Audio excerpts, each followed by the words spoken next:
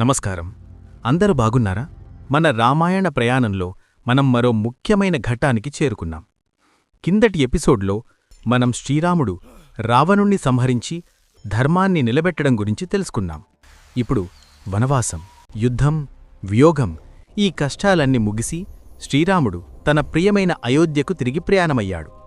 ఈరోజు ఎపిసోడ్లో మనం శ్రీరాముని అయోధ్య ప్రయాణం, భరతునితో కలయిక మరియు అత్యంత వైభవంగా జరిగిన పట్టాభిషేకం గురించి తెలుసుకుందాం. మరి ఆలస్యం చేయకుండా కథలోకి వెళ్ళిపోదామా?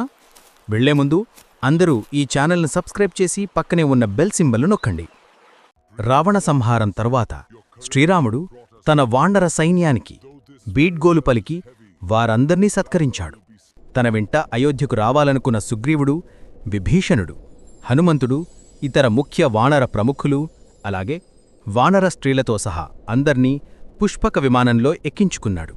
ఈ విమానం మనస్సు వేగంతో ప్రయాణించేది. ఎంతమంది ఎక్కినా వారికి సరిపడా స్థలం దానంతట అదే సృష్టించుకునేది.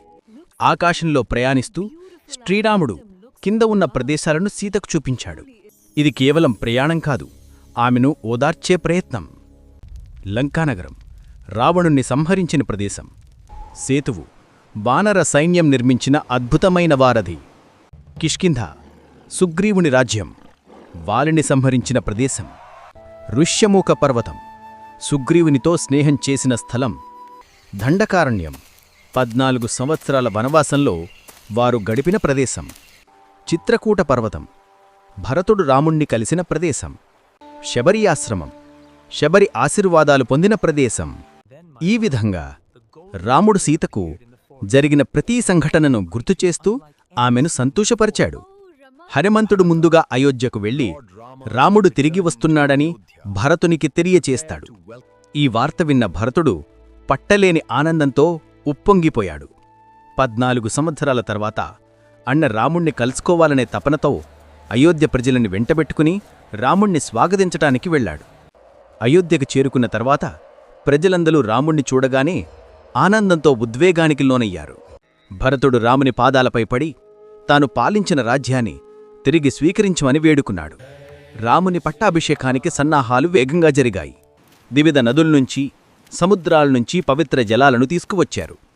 వశిష్ఠ మహర్షి ఆధ్వర్యంలో శ్రీరామునికి పట్టాభిషేకం అత్యంత వైభవంగా జరిగింది. రాముడు రాజుగా పట్టాభిషిక్తుడయ్యాడు. లక్ష్మణుడు, భరతుడు, శత్రుఘ్నుడు, వానర ప్రముఖులు, ప్రజలందరూ ఆయన రాజ్యాన్ని సుస్థిరంగా నిలబెట్టటానికి సహకరించారు.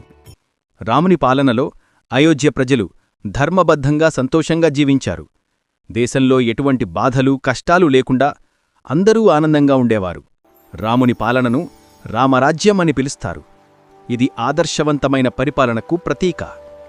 చూశారు కదా, రాముడు అయోధ్యకు తిరిగి వచ్చి రాజుగా పట్టాభిషిక్తుడైన ఈ గొప్ప ఘట్టం. ఇది కేవలం ఒక రాజు పట్టాభిషేకం కాదు, ధర్మం తిరిగి స్థాపించబడిన ఒక మహత్తర క్షణం. ఈ కథ మీకు నచ్చితే తప్పకుండా లైక్ చేసి షేర్ చేయండి మరియు ఛానల్ని సబ్స్క్రైబ్ చేసుకోండి. మళ్ళీ కలుద్దాం. నమస్కారం. జై శ్రీరామ్.